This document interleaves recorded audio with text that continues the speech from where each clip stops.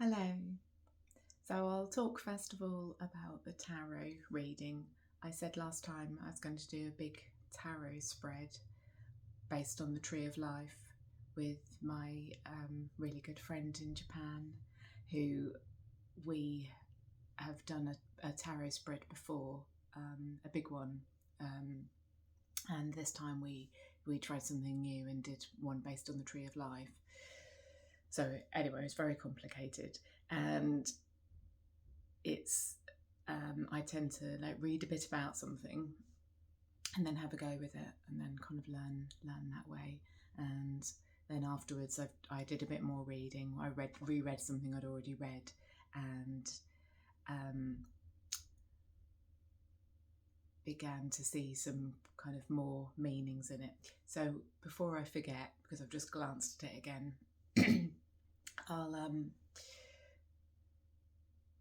So the Tree of Life Tarot, this is a very, very simple explanation, is that there's three triangles. There's the superconscious, the conscious and the unconscious. So the superconscious concerned with your spirituality, the middle triangle conscious, the everyday world and how we live in it and manifest things, and the subconscious or the unconscious is the going down into your own subconscious. And then there's one at the bottom which is the world around you. So, and then that's dividing it into the triangles, and then there's the left and right sides, or the right and left, which is the kind of expansion and contraction forces of the universe. So that's a very very, very basic explanation, just to illustrate what I was going to say. So there's also correspondences with the places on the tree of different cards, and I didn't really kind of know or realise or remember that until my husband had pointed out that he'd done a drawing of all the positions, and he went to try and find it, but then he couldn't find it. Anyway, yesterday I reread the chapter, the original chapter that had got me really interested in this. And I was happy to note that I had a couple of cards in the places that they are in the correspondences. So I was really pleased about that. And one of them was kind of meant to be in the middle, but was over to the right hand side, so a bit more expansiveness and not so corrected in that area. And that was the moon. So that was regarding the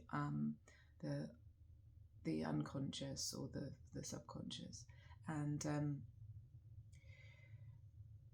the two kind of opposite poles of that for me was it was kind of like the pull in one direction of really going into the unconscious, and you're going down into that moon card, and maybe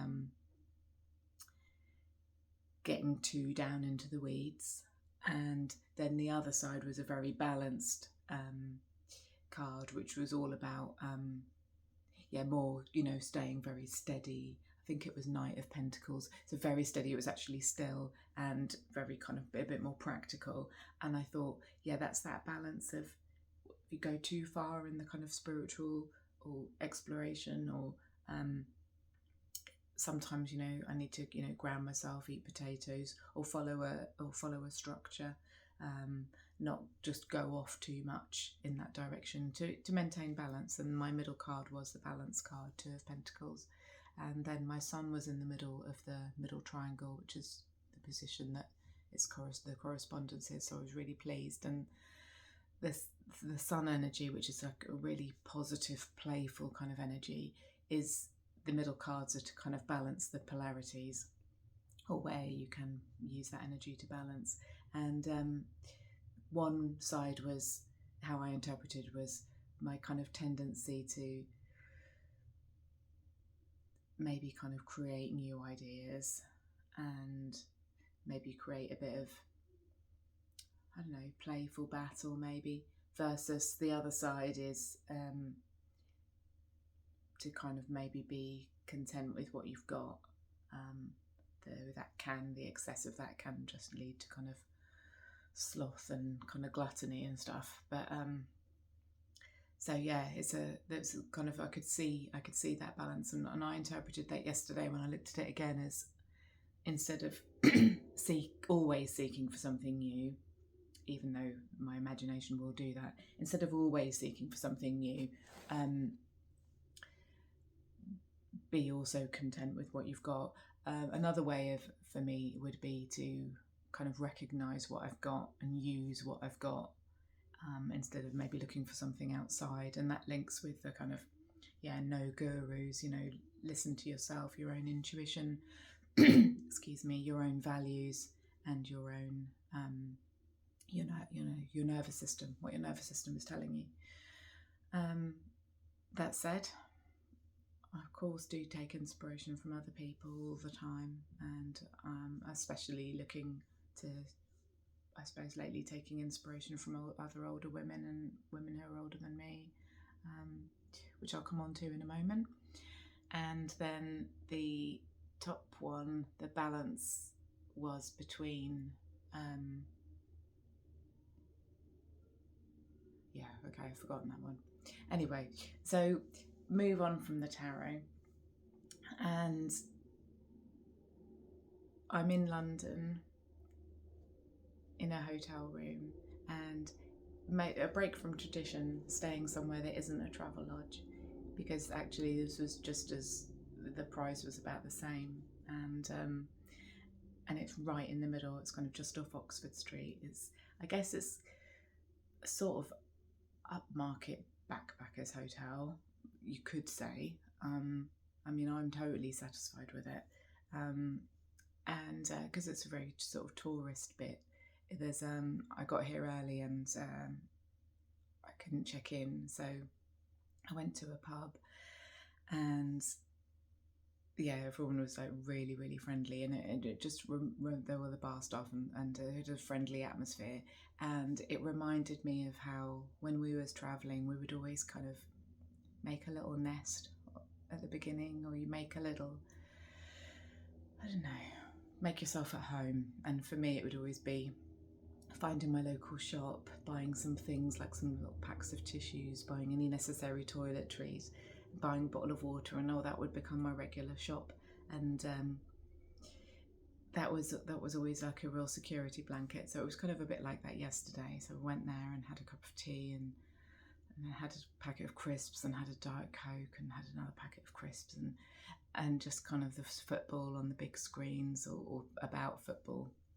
And it was just very relaxed, and then I came and checked in my hotel, and it's quite a big room for just one person with a double bed. And some people, the kind of people that really like fancy places, might criticise that the odd scuff mark on the wall or whatever, but I think it's really nice. Got a little desk, a sideboard that I've been able to clutter, or surface I've been able to clutter up, and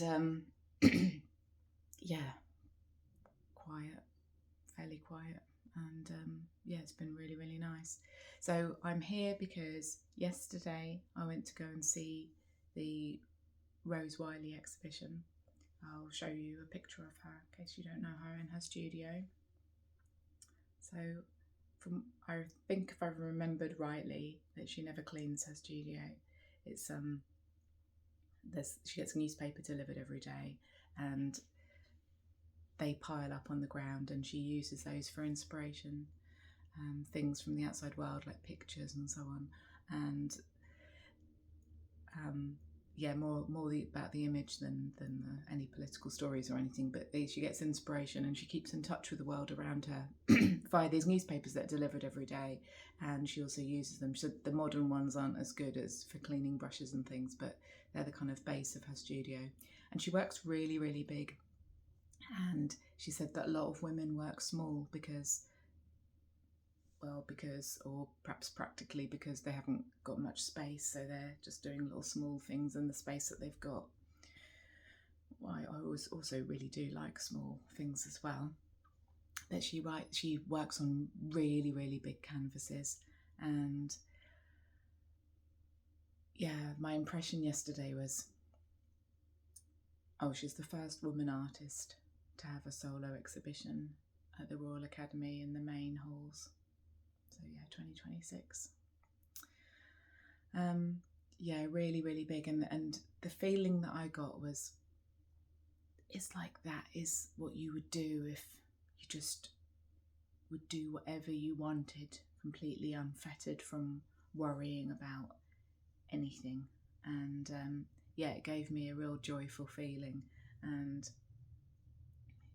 yeah, it didn't make me think, oh, I'm going to go and try and become an artist in that way. But it did make me think, oh, I would really like to just go and get a canvas, quite a big one, not anywhere near as big as hers, obviously, wouldn't have space, or it would take up all the space that I've got.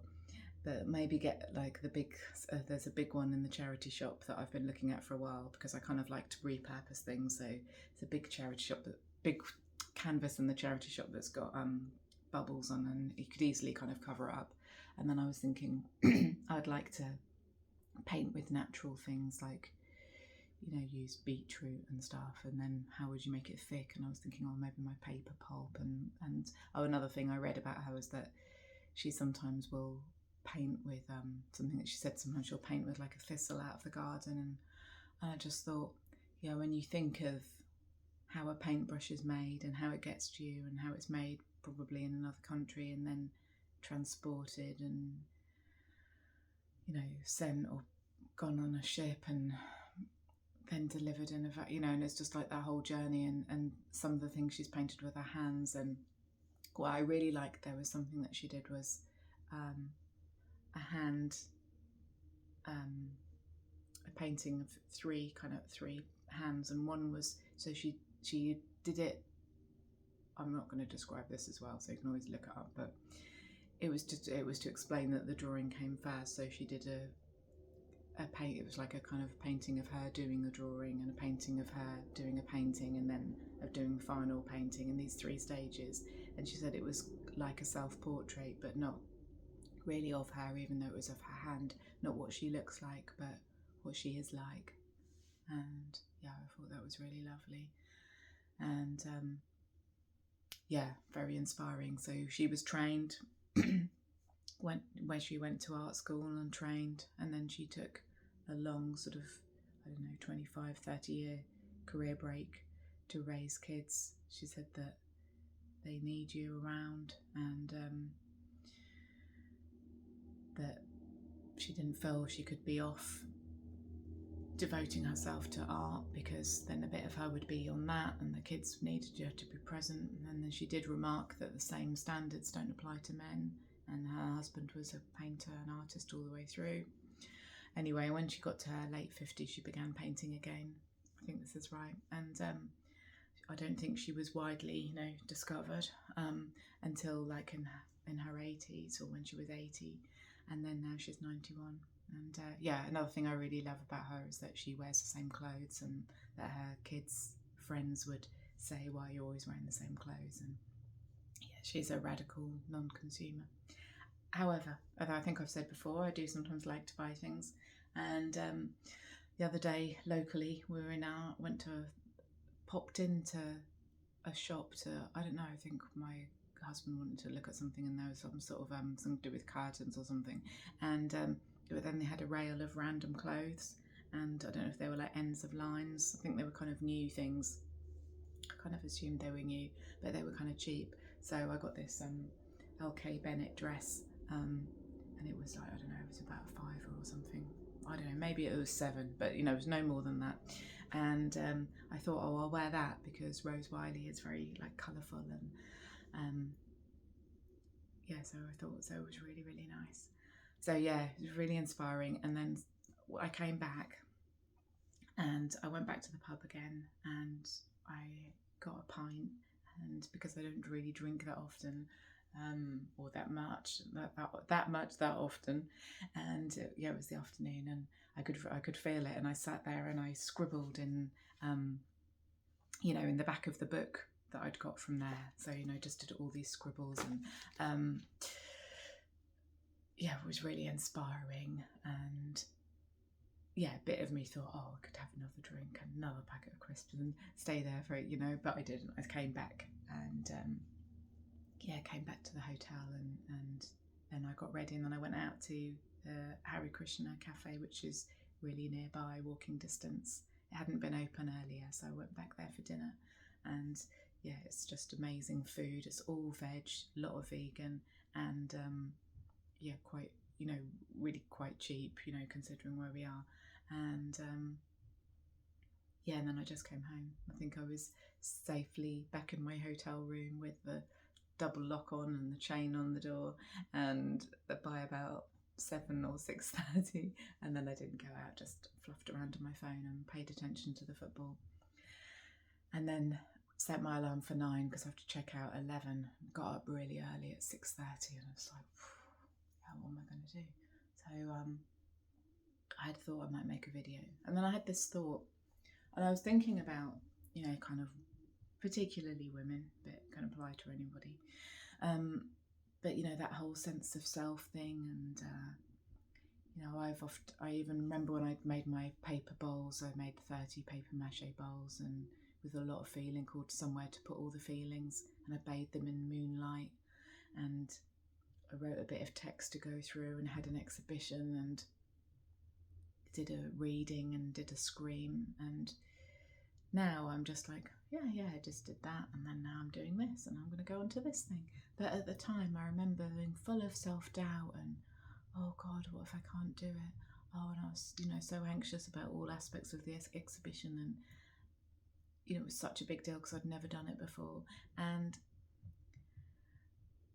I remember thinking I could do it, and then late at night, you know, I'd think I could do it, and then I'd wake up in the morning and go, oh, but you're 54 years old, you know, and now I'm 55, I'm nearly 56, and thinking, oh God, it's so late, why have I left it so late? And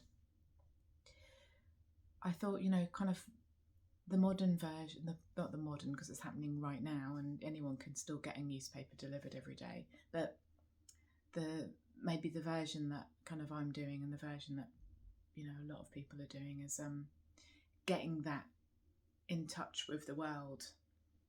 I do look at the news a lot, but also the in touch with the kind of general world of, or at least what the algorithm shows me, is via Instagram. And there's been an awful lot about that, like really pushing back against the kind of culture of only focusing on youth, and that trying to stay looking young even when you aren't, instead of just accepting that we have these different life stages. You know, we're you know, a kid, and then we're like a mum or an auntie, and then we're grandma, and just completely accepting that you face ages and your body ages, and that's just what happens. And and then pushing back against some of those, who is it that's taught us this, and what are their motivations, and where do their motivations come from? And some of those theories are, you know, deeply disturbing. And even that aside, you know, the motivation for wanting everybody to look, you know, like really young, the consumerism, you know, the consumerism of keep people hating themselves or being dissatisfied with themselves, and keep buying new things and buying all these expensive products. And I've just used oil of Olay beauty fluid, honestly, since probably my 20s. And sometimes when I run out of money, I would just use some aqueous cream, which you can get for £1.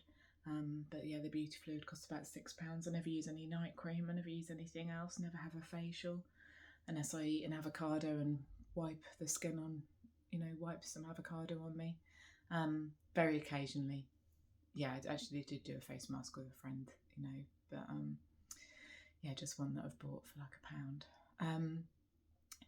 But walking down Oxford Street yesterday was just incredible. Just the the shops and the shininess, and I just thought, wow, you know,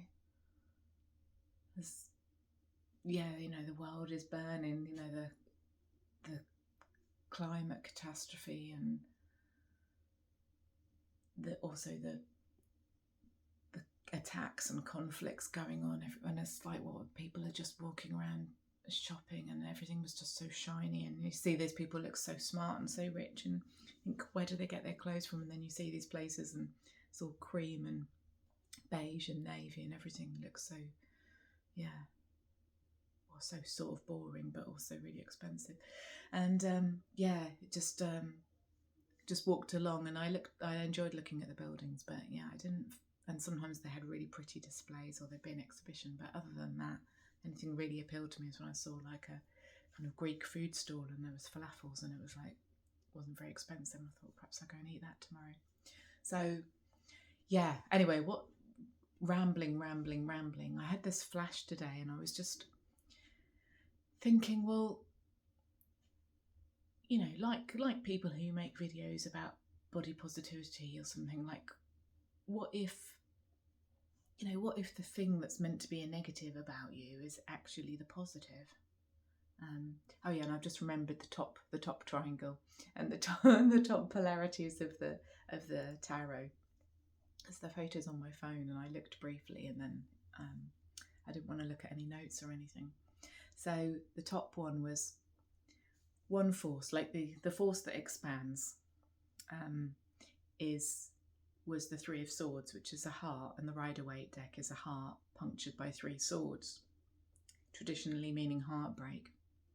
Another reading that I did see on Instagram could be a kind of the end, you know, a bit like how the Death card is the end of, you know, kind of old beliefs or whatever, and going on to something new. But for me, it's heartbreak, you know, and for me it could be I could go down that road of wallowing in heartbreak. And then the other side, the more contraction, if you think one's a sort of an unfettered way you could go, like, oh great, give me new ideas. And then the other one is, wait a minute, or let me look for something new. No, wait a minute, just be satisfied with what you've got for a minute. So wallowing in heartbreak, being all heartbroken, and that being my entire, like the, I think he's called he's called Punk something, as on Instagram, like, you know, a new person that I follow that I find is interesting.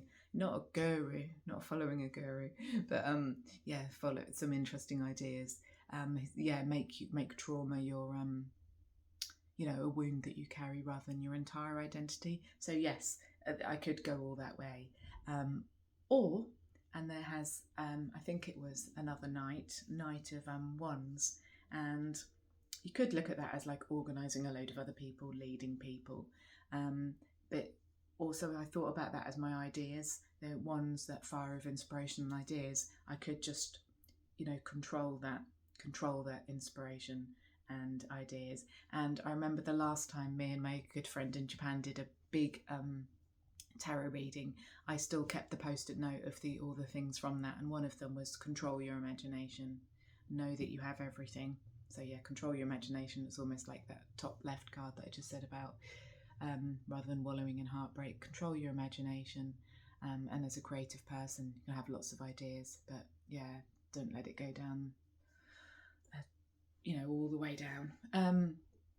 Control your imagination, use magic, know that you already have everything, which is a bit like that card, you know, that can lean into gluttony, but it could also mean, you know, taking a moment to like rest and appreciate what you've got, use others to help you, use magic, know that you already have everything. And that's all the things that it said I wrote down from that the old reading, put on a post-it note. And I did this reading to kind of, I thought, to take my temperature. Where am I? Where am I balanced? Where am I unbalanced? Where are things for maybe me to be aware of? And I think, yeah, that's something for me to be aware of. You can wallow in heartbreak, or you can kind of marshal yourself. And that reminds me of something that Elizabeth Gilbert said, is that a long time ago, having a creative mind is like having a border collie for a pet. If you don't give it something to do, it will find something, and you might not like what it finds. And I think that might be from Big Magic about creativity. And yeah, so I just thought, yeah, okay, so what if, and I'm sure I've thought this before, because, you know, have insights, forget about them, have them again, go and live life, try and put some of them into practice, forget about them, get some new ones. But yeah, it's like, what if what you are, you know, is what you're meant to be, and what you're doing is what you're meant to be doing. And yeah, what if, you know, coming up to being 56 is, you know, is, yeah, it's, instead of going, oh my God, which I actually I'm not doing anyway, but a lot of women and everybody, it's hard. There's a lot of ageism. There's the massive pressure of society, advertising and so on. There's casual ageism that you just come across. And yeah, and there's obviously awareness of your own mortality. There's aches and pains. There's needing to take care of yourself a bit more. There's knowing that you haven't got so long left. But yeah, maybe that's all the more reason to think, well, yeah, it's not a negative, it's a positive, you know, it's a positive. Yeah, maybe even just to be a role model to yourself. Anyway, some thoughts. Oh yeah, some final thoughts. So yeah, the artwork behind me I thought was interesting. So my last, was it my last video? Or yeah, I don't know. I can't remember what order everything is in now, but yeah. So I think my last video was Yellow Submarine, and which is inspired by a poem called Wreck, which is, or The Wreck, and then that in turn was inspired by studying the poem. I think it's just called Wreck. Yeah, I think it's Adrienne Rich. Am I right? I've mentioned this before in like one of my early videos, maybe like the third or fourth. I'll make sure I put it in the description box properly. But there's a poem called The Wreck, or Wreck, and yeah. So this isn't a wreck. I have often had dreams of thinking I'm going to be plunged down into a shipwreck, and that is like absolutely terrifying. And yeah, I think it's just something to do with unconscious and not being afraid to go there. But this ship is upright. Well, it's not upright, but it's not sinking. The waters are choppy, but it's full of movement, and it's, you know, I think it's surviving and it's going forward. But yeah, to pay attention to the chance of, and for me it's the chance of the broken-hearted versus, you know, controlling things. And the moon ought to be more in the centre, and it's more over to the right, so I'm all in the moon. So yeah, it's about, I don't do this, by the way, but yeah, you don't spend all day like making pictures out of the you know, pictures out of the shapes and patterns and the tiles in the bathroom. You know, you can spend a bit of time while you're on the loo, but you're not going to spend the whole day there. And you know, you keep yourself grounded, and yeah, and the practical application, and what do you do, and yeah, the spiritual energy and the creative energy, and kind of making something out of that. So yeah, I feel like with spring coming and the weather getting warmer, it's going to be time for me to kind of get my hands in some paper mache and yeah, maybe do something on a canvas. But also I want to make some more bowls, because I the other day I was waiting for my car to be serviced, and I popped into Julian of Norwich, her cell, and the place around it where you can get information and things. And I'd been there before, but not for a long time, so it was really really interesting and really peaceful sitting in her cell. She was an anchoress. I'll write her name in the description. But and she bricked herself away in a cell. People would come to the window for advice, and what had happened was people thought she was dying, and then she had all these visions, kind of religious visions from God or Jesus. And again, you'll have to look up yourself for accuracy. but it was all really that God is love, and that everything is existing because it's loved and cared about. And she had these sort of realizations when looking at a hazelnut, and it was very, very interesting. And she used to have a cat, and there was a lovely picture of her sitting with a cat on her lap, and I sat there doing a bit of writing, and it was really nice. I can't remember what I was going to say about that now, about going to that, so I've lost my train of thought. I'll probably come back to that another time. This is probably long enough as it is. Okay. All right. Oh yeah, I've remembered. So as I went in at the church bit before the cell, there was a paper bowl that looked just like the first one that I made, the most delicate one, and yeah, it was really nice. And I thought, I really want to make some bowls again. Okay, see you next time. Bye.